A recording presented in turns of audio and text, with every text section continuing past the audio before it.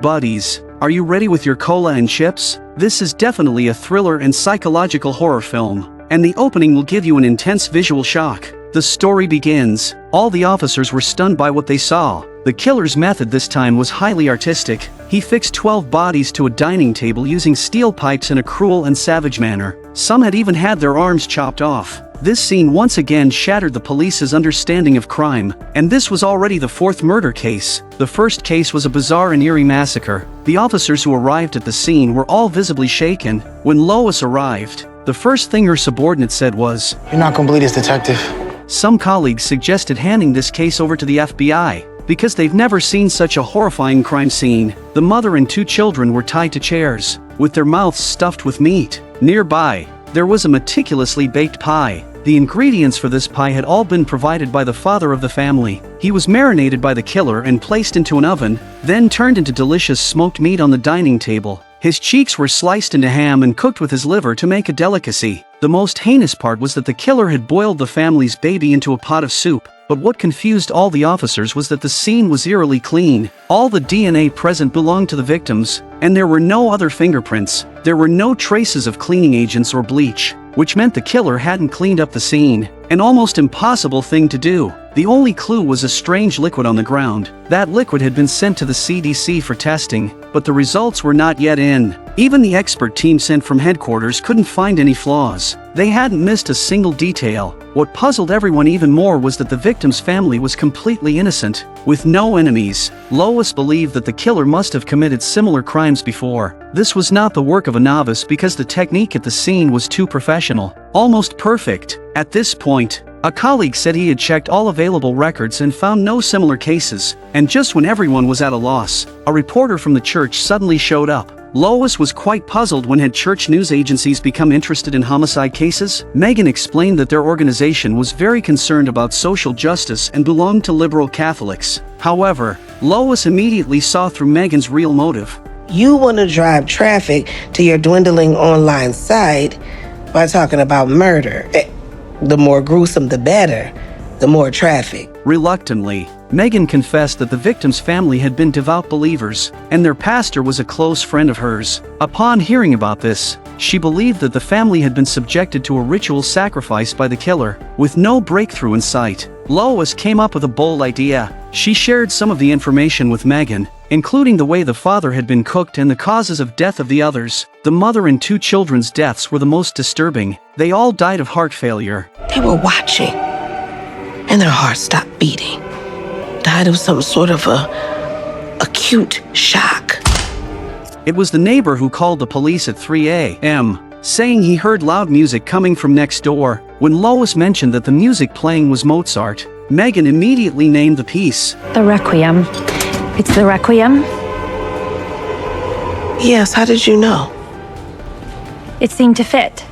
Hearing Megan's response, Lois became suspicious of her, but after some testing, Lois realized that it was just Megan's guess. Soon, Lois realized that Megan might be helpful in solving the case, so she began describing the strange sticky liquid found at the scene. Its scent changed from an orange smell to amber, and then it smelled like rotting meat with a burning odor mixed in. However, Megan couldn't identify what it was. The case here hasn't made any progress, but another one strikes again. 3 men were severed at the waist and hung on the wall. 2 of them even lost their lower halves. However, the scene wasn't as terrifying as expected. What truly sent chills down everyone's spine was that there was not a single drop of blood in the 3 bodies, even though they were hanging upside down. Once again, strange sticky liquid appeared on the ground. Lois immediately ordered to find the blood. She didn't believe the blood could just disappear. It must have been hidden or poured out, and she demanded that search dogs be sent to help locate it. At this moment, Megan suddenly spoke up. Romans 6. Lois immediately kicked Megan out and warned her that this was a crime scene, and most criminals appear at these scenes. What if the killer had set his sights on her? Realizing the gravity of the situation, Megan turned and fled. But Lois never expected that as soon as she got home, she would sense someone had entered. She quickly drew her weapon and began searching. At that moment, a figure flashed past her from behind. When Lois caught up, she saw a tape recorder playing a requiem. Pulling back the curtains, she spotted a figure. Lois didn't hesitate and ran out, shooting at the person she saw, but missed. The next day, Megan found Lois again. Lois voiced her suspicions, saying it felt like the killer was toying with them, which made her uneasy. She then mentioned the test results of the sticky liquid. It turned out to be high-concentration sulfur dioxide. Hearing this, Megan seemed to have thought of something. Someone is messing with you. Go on, Cagney to my Lacey. That's brimstone. What? From the Bible. It's what's in acid rain. It's a curse, biblically. It's what's behind the acrid smell you described before. The breath of Yahweh like a stream of brimstone doth kindle it. Book of Isaiah. Or a third of mankind was killed by these three plagues, by the fire, the smoke, and the brimstone, which proceeded out of their mouths. Book of Revelation. Always comforting. That one. Great. A religious psychopath.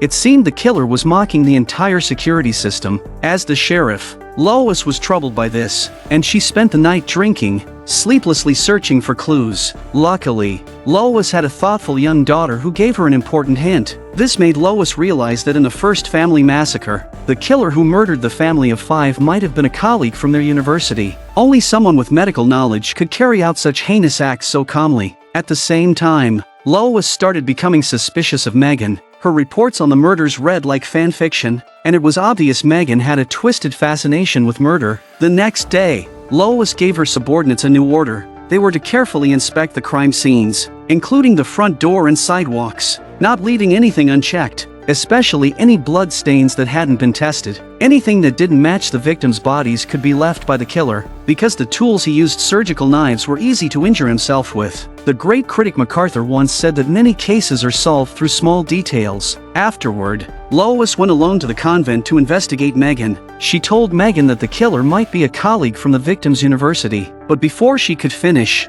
Megan interrupted, saying Lois was wrong. They then went to Megan's bedroom, where she had created a crime board, detailing the entire case process. Megan explained that this was definitely not the work of someone familiar with the victims. The victims might have known they were being followed, but they didn't realize they had been chosen. The killer had transcended mundane life. His actions were driven by one goal: to summon the apocalypse from the book of Revelation. The killer saw himself as God, but to solve the case, evidence was needed. These were just Megan's speculations and could not be verified. Still, Megan stuck to her theory, claiming Lois's old-school police logic was outdated. The world had changed, and the killer wanted to show the police that nothing was sacred, and no one was safe. Lois was about to argue back, but Megan said Lois was lost and only she could see the truth.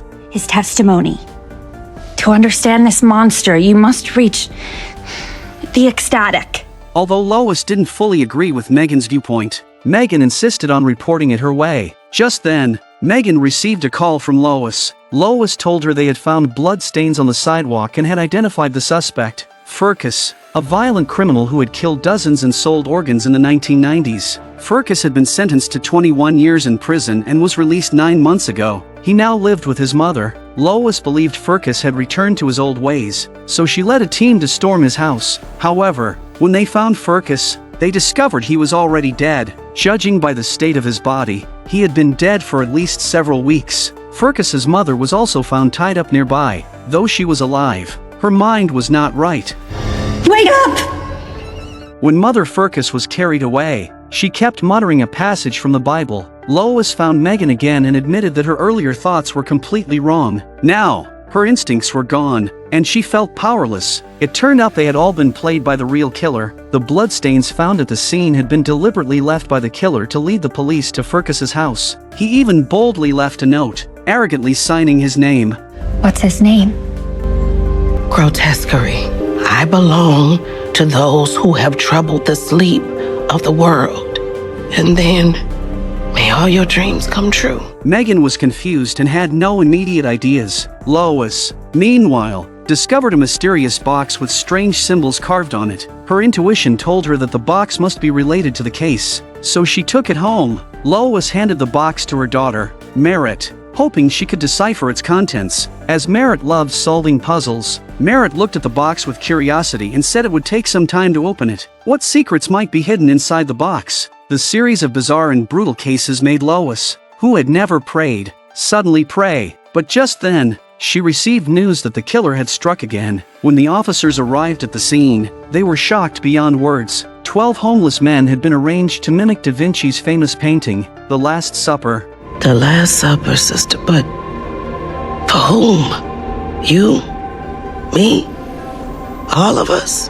Just as Lois was at a loss, another murder occurred. This time, the killer's methods were even more chilling. He dismembered over a dozen bodies and reassembled them in a bizarre way. The left side was made up of men, and the right side of women, but what was truly baffling was that the human heads had been replaced with sheep's heads. The sight was enough to shatter the officer's understanding of reality. When Lois arrived at the scene, the first thing the officer said was, "It's like Frankenstein." What puzzled them even more was that all the exits of the house were locked from the inside. There were no signs of any break-in. As Lois stepped through the door, she was stunned by what she saw. The energetic music playing indoors stood in sharp contrast to the heavy mood of the people. Lois angrily turned off the power. The scene before her made her lose control. Jack suggested she go home and rest, as her heavy alcohol scent was not helping the investigation. If this got out, how would the police explain it to the townspeople? Hearing this, Lois snapped. She asked Jack, "You still care about the people? Do you even know who these victims are?" Jack was left speechless. Lois, however, was able to identify each victim by the characteristics of their body parts. They had all been marginalized workers, and each one had been arrested by the police. Their colleagues had locked them up and ignored their pleas for help. And you want me out of here? For the community, Jack? You don't know the community. And you don't love these people. You would just as soon wait 3 days for the DNA to come back. Tag them all those, throw them in a mass grave with a headstone made out of concrete because they ain't worth the price of a rock to you. Lois's words silenced the room, and no one questioned her abilities anymore. She immediately ordered her team to gather the victims' files, and they were to be on her desk in an hour. The killer must be exhausted after such a massive operation, and the police might finally have a chance to catch him. Move, people! You heard her. Move, people! Lois brought in Megan, asking her to assist in solving the case from her unique perspective. Megan explained that killing could also be a form of art, and this was the language the killer was using. Once they cracked the language of the crime scene, they would understand what the killer was trying to communicate. After Megan's analysis, Lois concluded that the killer was likely a surgeon, a medical examiner, or someone with knowledge of human anatomy. She suggested checking nearby Army and Air Force bases, especially those who might know her. The killer seemed to be deliberately mocking her, because the victims were all people Lois had once helped. She remembered their names. The killer knows this, so he must be right around Lois. So, Lois ordered an investigation to trace the supplier of the sutures and needles, to figure out how the killer managed to bring the drug into the locked room and leave without leaving a trace. They had to uncover the connections between these events. They thought this would help them solve the case, but the events that followed only plunged Lois deeper into confusion. Her husband had been in a coma for years, and his body was rapidly failing. Red, the nurse caring for him, suggested that Lois consider agreeing to euthanasia, but this was the man she loved deeply. How could Lois sign the consent form? Red comforted her, saying that the case Lois was investigating was too bizarre. She was pouring all her energy into it, leaving no time for her husband, and the killer was like a ticking time bomb, ready to hurt everyone at any moment. Only by signing the consent form could Lois focus entirely on capturing the criminal. Faced with such a painful decision, Lois angrily stood up and left. Just as Lois was grieving, another male medical staff member, Ed, approached her. In Ed's thoughtful and caring conversation, Lois felt a slight warmth. They hit it off, but Lois didn't realize that Ed was a doctor, nor did she suspect his intentions in getting close to her. As Lois was driving home, a figure suddenly appeared not far ahead, and in the next moment, fortunately, Lois wasn't hurt. She woke up in the hospital, temporarily suspended from duty due to driving under the influence, and was handcuffed to her bed to make sure she rested. But the case was still unresolved, and Lois refused to lie there passively. At that moment, Ed brought her breakfast. Lois asked him to unlock the handcuffs for her. After some bargaining, Ed was persuaded, and they excitedly escaped the hospital. They then went to an alcohol recovery center. Listening to people talk about the dangers of drinking, Lois gratefully treated Ed to a big meal, but as long as the killer wasn't caught, Lois couldn't afford to relax. Fortunately, when she got home, Lois received some good news. After Merritt's persistent efforts, She had finally managed to open the mysterious box. Merritt wanted to explain how she did it, but Lois didn't care at all. She only wanted to know what was inside. Inside was a rolled-up note with coordinates written on it. Lois immediately called Megan and then asked Ed, whom she had just met, to protect her daughter while she was away. Although Merritt and Ed had an immediate tension when they met, Lois didn't want her daughter to be in any danger. Before leaving, she left a bottle of pepper spray for Merritt. Once everything was set, Lois and Megan hurried to the location indicated by the coordinates, but when they arrived, they found a massive fire pit. Megan immediately realized that everything before them seemed to match a passage from the Bible. You have put me in the lowest pit, in the darkest depths. Your wrath lies heavily on me. You have overwhelmed me with all your waves. As they speculated about the killer's intentions, a truck quickly drove up, and a man stepped out. Lois, on high alert, drew her weapon and ordered him to raise his hands. The man explained that he was a researcher from the Geological Survey. Since the natural gas fissure appeared, he had been stationed there, warning everyone who arrived to leave. He warned that the area was full of fault lines, and he was waiting for the government to send people to control it. The man's explanation was flawless, so Megan and Lois had no choice but to leave. On their way back, Lois thought that the killer had given them the coordinates just to intimidate her. Then, Megan spotted someone waving at her by the roadside. Sure enough, they hadn't gone far when they found the road blocked. Lois figured the fire would take some time to put out, so she suggested they stay overnight at a nearby motel. However, when they stopped at a gas station to refuel, the owner urged them to leave quickly. It seemed as though he had predicted something would happen to them, and he even kindly gave them a first aid kit. Lois quickly left the station, but they hadn't driven far when Lois was shocked to see a person wearing a strange mask emerging from the smoke. Then she heard Megan scream in terror. In the middle of the road stood a woman, covered in blood, pleading for them to save her. Megan quickly urged the woman to get into the car. The first thing the woman said after getting in was, Go! Him!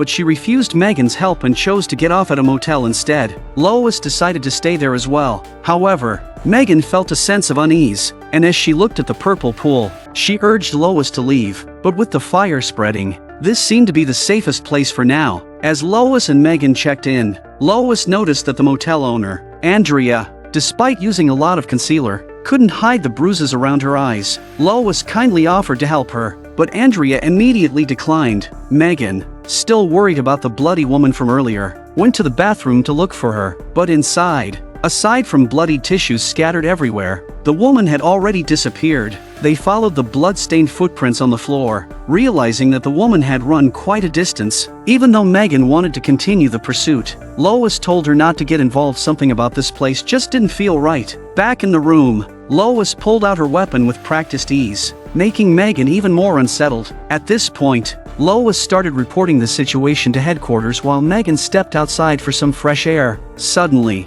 she saw the man who had waved at them earlier appear on the road. Lois, I think there's somebody out there.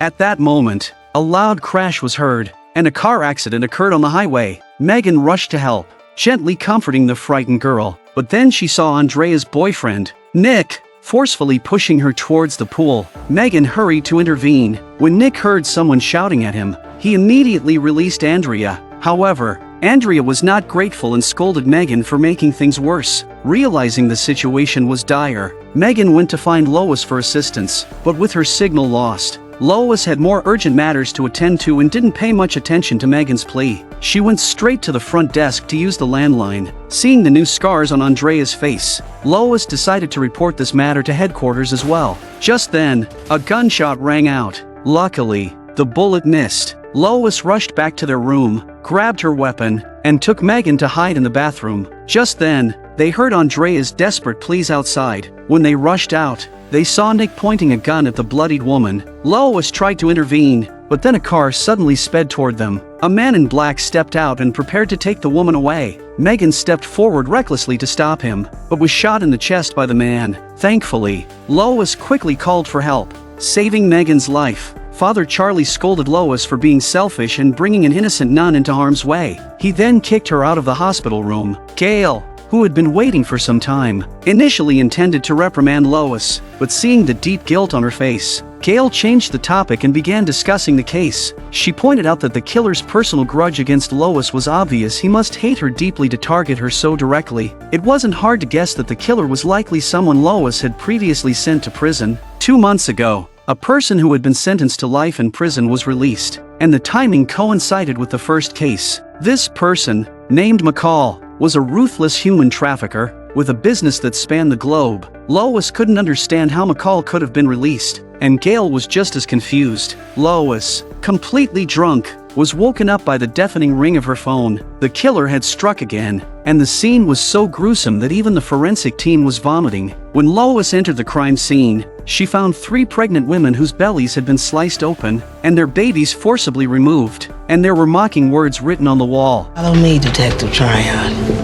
The only calm policewoman told Lois that the killer had performed a cesarean section, and the technique was very skillful. If the wounds had been stitched immediately, the 3 pregnant women could have survived. However, the killer did not do that. Instead, he let the 3 women die from shock and excessive blood loss. What kind of person could commit such a monstrous act? As the case grew more gruesome and the police still couldn't find the killer, the FBI decided to take over the case, possibly forcing Lois into retirement. However, Lois was unwilling to accept that. The killer had committed crimes while she was out of the city, clearly mocking her. Maybe if you're not on the case, he won't kill anybody else. Jack, are you f***ing delusional?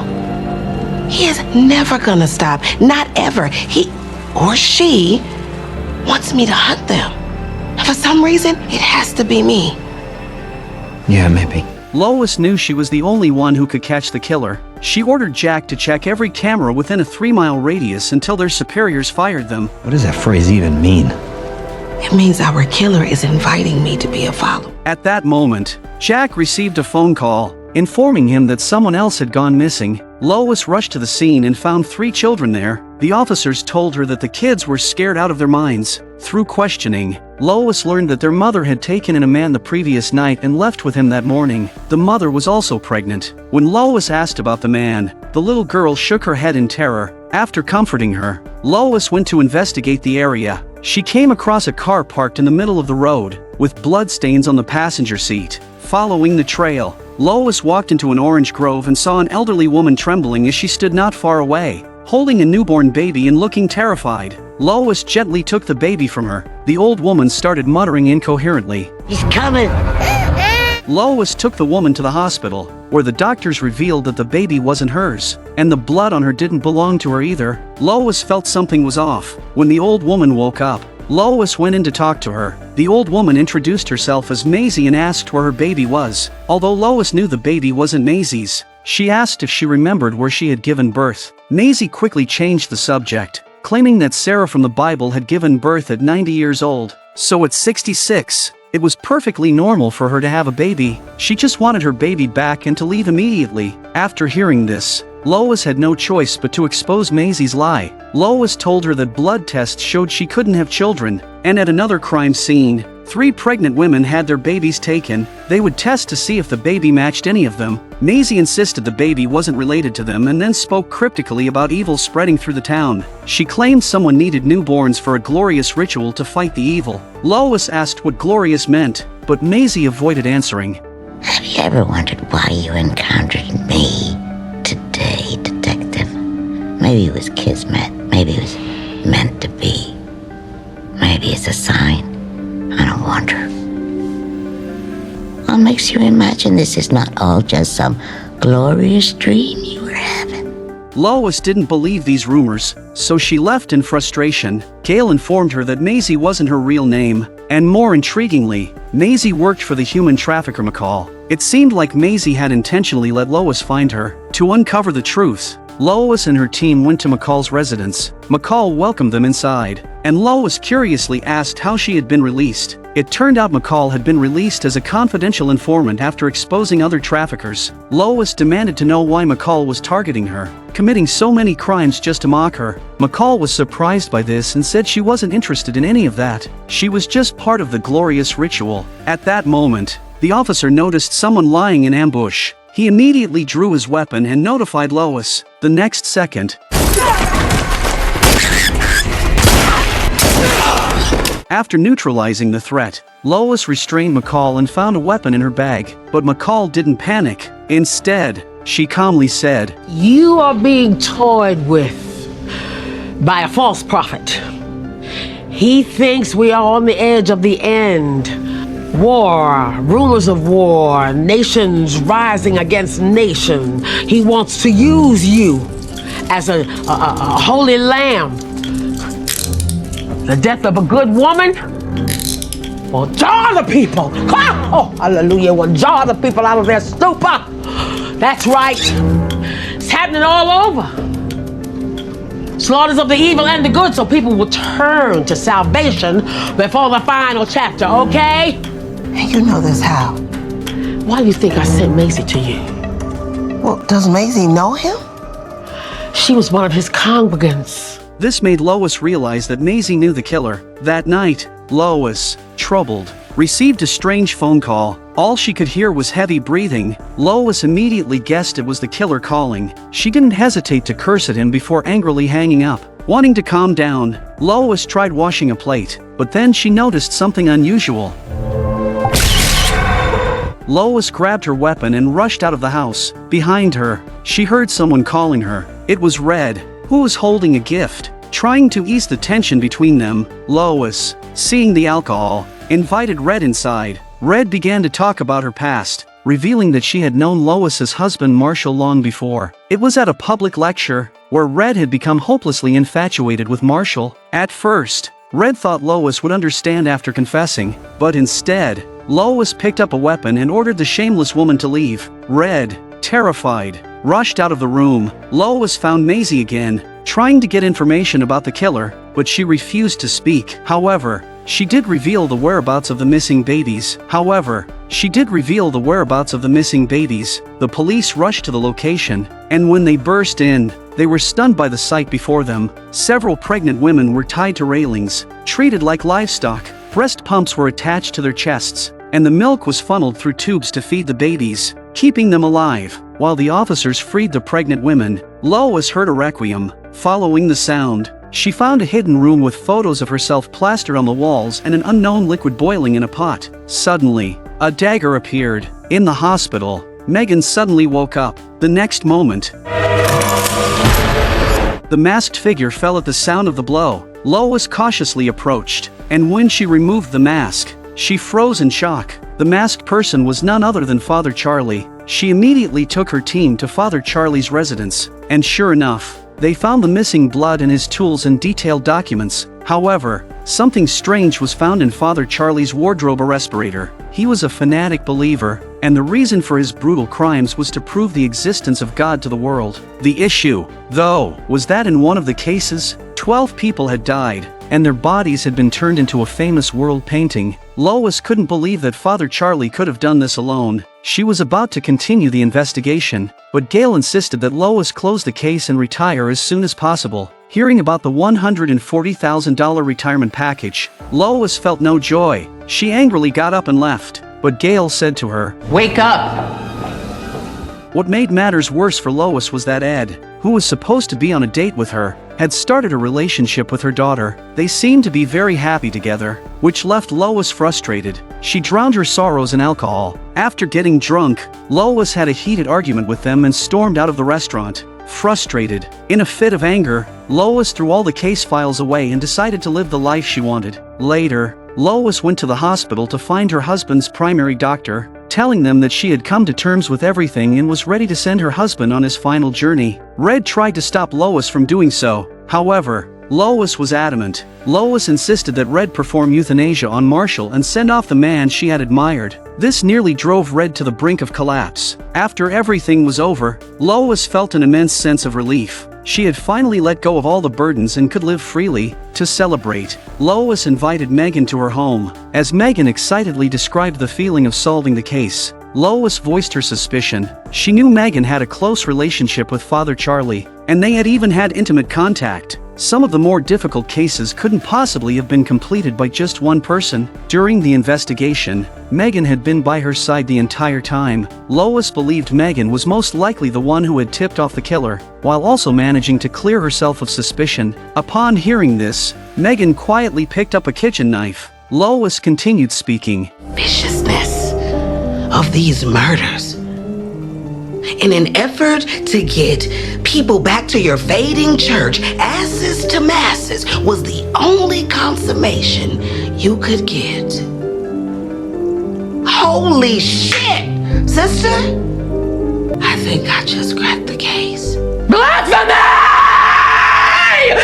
Megan decided to stop pretending and lunged at Lois with a knife. They immediately started fighting, moving from the kitchen to the living room. Luckily, Lois was skilled, and with a swift kick, she knocked Megan down. Lois then grabbed a phone book and threw it at Megan, sending her back into the kitchen, knowing she was outmatched. Megan tried to grab a weapon, but Lois stopped her. Lois knocked Megan down and threw her against the wall in the kitchen. Then, she picked up a glass and threw it at her. Megan, in turn, pulled out another knife and stabbed Lois wildly. In pain, Lois grabbed a hot iron pot and poured boiling soup over Megan's head. Seeing Megan collapse to the ground, Lois tried to grab a weapon. However, Megan quickly woke up, dragged Lois back to the kitchen, and continued to wildly stab her with the knife. The scene shifted. Marshall was having dinner at a restaurant with Merrick and her husband, while Ed looked guilty. It turned out they were already married, but Ed had made the mistake many men do, straining their relationship. Marshall intended to intervene, but the more they argued, the worse it got, and he silently left. In the hospital, the nurse was cleaning Lois's body. For some reason, she had been in a coma for a long time. Marshall sat by her side, gently recounting their past, showing deep love for Lois. But then he said something chilling. Because it's time. Afterward, Marshall grabbed the flowers on the table and threw them into the trash can without hesitation. It turned out he had decided to euthanize Lois. Even more enraging was that Red, who had cared for Marshall, had long since moved into Lois's house. At the police station, Chief Megan was reviewing a domestic violence homicide case when an officer informed her that Lois was about to be euthanized. It turned out that Lois had been Megan's mentor, and seeing this plot unfold made my brain hurt. I even started to wonder what in the world I had been watching all along. But the story wasn't over yet. The one who injected Lois with the drug was Father Charlie, the one responsible for all the crimes. Now, he was a doctor at the hospital. When Megan arrived at the hospital, Marshall angrily kicked her out of the room. Over the years, her relationship with Lois had become so strained that Lois deeply disliked Megan. Marshall didn't want her disturbing his wife's final moments. When Ed appeared, looking guilty, Marshall was even more furious. He cursed at him and tried to drive him away. In the presence of their daughter and Marshall, Lois was about to take her final journey. In the kitchen, Megan, acting as a victor, mocked Lois. Just as she was about to finish Lois off, a strong will to survive ignited Lois's inner strength. She got up and fought Megan again, but due to her severe injuries, she was eventually overpowered. The moment the oxygen tube was removed, it meant that Lois had lost her life. Megan picked up the weapon again, pointing it at Lois, but she hesitated to pull the trigger. The monitor showed Lois's heart had stopped, and her body slowly floated upward. At that moment, Lois grabbed Megan's ankle and forcefully tripped her, successfully turning the tables. Lois instantly woke up, her heartbeat returning. I believe that all the previous crimes were merely fantasies Lois had while in a coma. She imagined the people she disliked as enemies to alleviate the stress in her life. In reality, Lois's consciousness began to return to her body. While in the illusion, she picked up a handgun and shot Megan in the head, ending her life. The pressure vanished, and a miracle occurred. Just as everyone was criticizing the plot for its poor ending,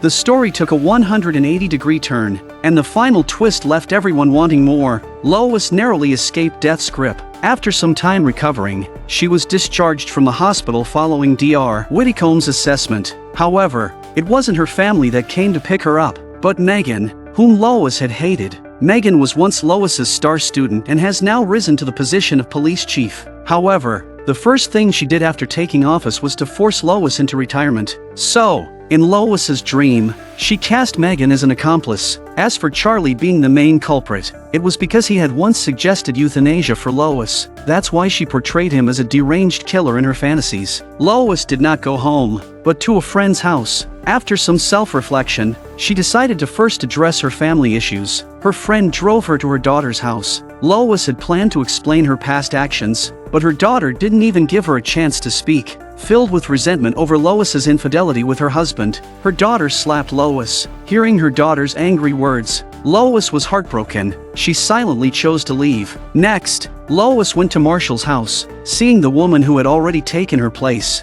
she realized her marriage was over. Lois calmly explained her thoughts and then pulled out the divorce papers. Before leaving, she even wished them well. With that weight off her shoulders, Lois felt a sense of relief. She returned to her daughter's house to say what she hadn't been able to earlier. She expressed how much she loved her daughter, that she didn't blame her for anything, but that the slap had hurt her deeply. Then, Lois slapped her daughter back and left, walking away with grace, just when Lois thought she would finally live a peaceful life. During one of her regular psychological consultations, Dr. Whitcomb told her that not only was he interested in her dreams, but another medical doctor, Dr. Smythe, was also very curious about them and planned to have a meeting with Lois. When Lois entered the room, Dr. Smythe got straight to the point, saying that he believed Lois wasn't just dreaming, but actually seeing scenes from the future. This left Lois utterly shocked. She thought it was just Dr. Smythe's hypothesis, but a phone call that night left Lois feeling as if she had fallen into an ice pit. Megan frantically asked for her help.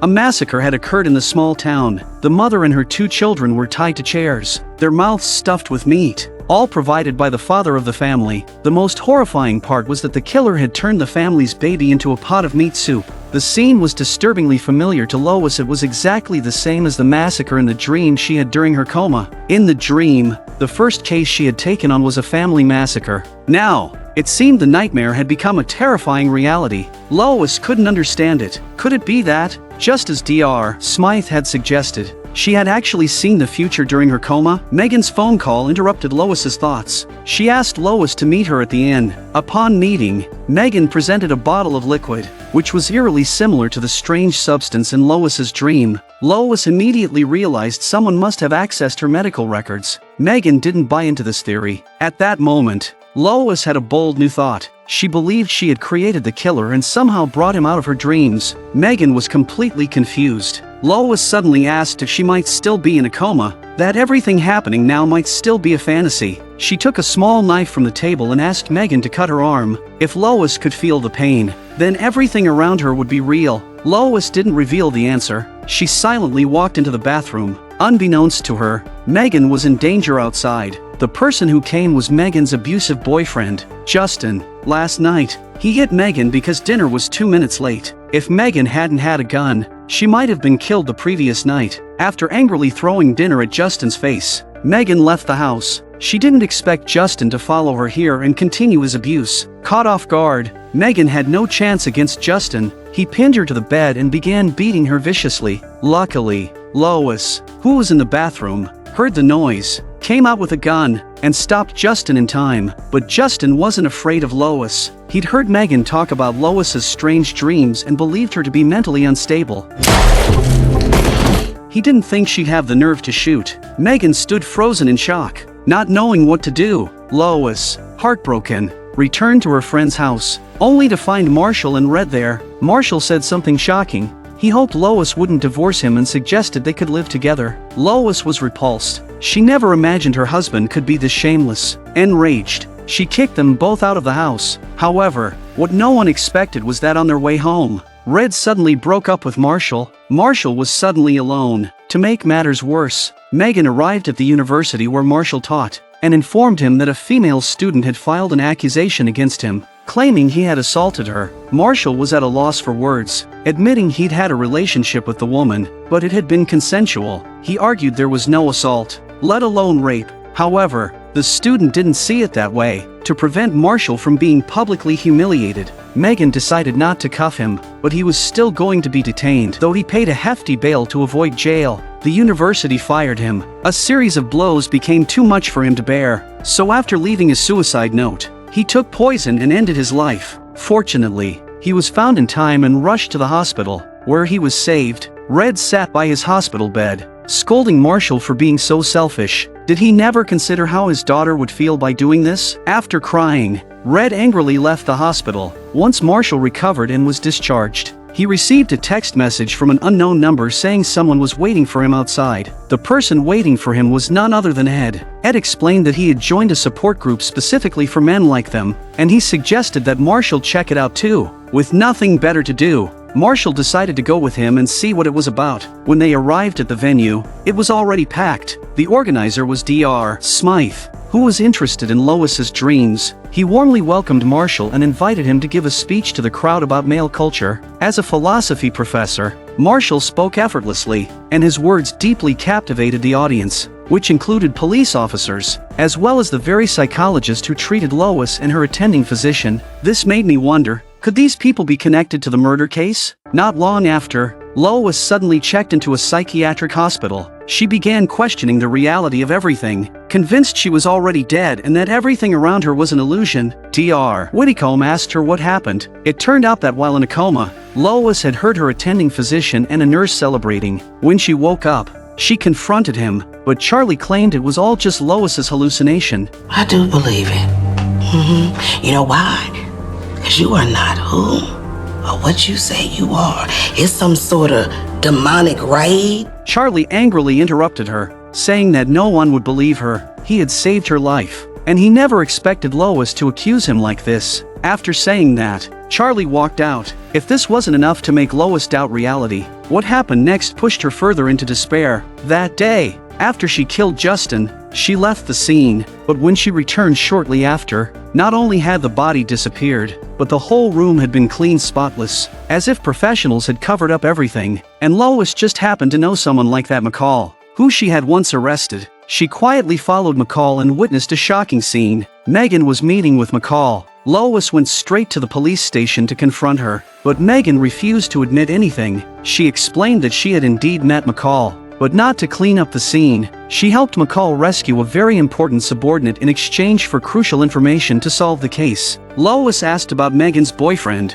Megan said she hadn't seen him for weeks. These two events being denied made Lois completely lose her mind. She became convinced that she was already dead, and everything around her was a hell designed to punish her. Everyone was a demon sent to torment her. But when Lois looked at the camera in the corner, she began to suspect her psychiatrist. In her dreams, 5 murders had occurred, and one of them mirrored a real-life murder. The only person who could have replicated her dreams was someone who had access to her medical records. Dr. Whitcomb, aware of Lois's suspicions, tried to explain. Lois had personally consented to have her medical records used for scientific research, and hundreds of internal personnel had access to her files and detailed information. Why does she only suspect him to be the murderer? If anyone were to be suspected, the most likely suspects would be Lois's husband and her daughter, who holds dual PhD degrees in medicine, but there was an even more likely suspect, Lois herself. This sent Lois into deep contemplation. She returned to her room in despair, reflecting on everything that had happened recently. Just as Lois was doubting her existence, Megan suddenly arrived at her room to confess that she had lied. She had indeed asked McCall to handle her boyfriend's body, and now Megan needed Lois's help because another murder had occurred. The scene was eerily similar to the second murder in Lois's dream. 12 people were cruelly fixed to the table with steel bars, arranged to mimic a famous world painting. The person in the center was Lois's attending physician, and beside them was a woman, the student who had accused Marshall of rape. Lois took a deep breath, finally convinced that she was in the real world. The sharp, confident detective had returned. All right, people. Bag every piece of evidence. Print every surface. Do your jobs and do them well. Meet me in my old office in 1 hour. You're gonna help us? Who else is gonna solve this case, Jack? And we need to start telling each other the truth. 1 hour.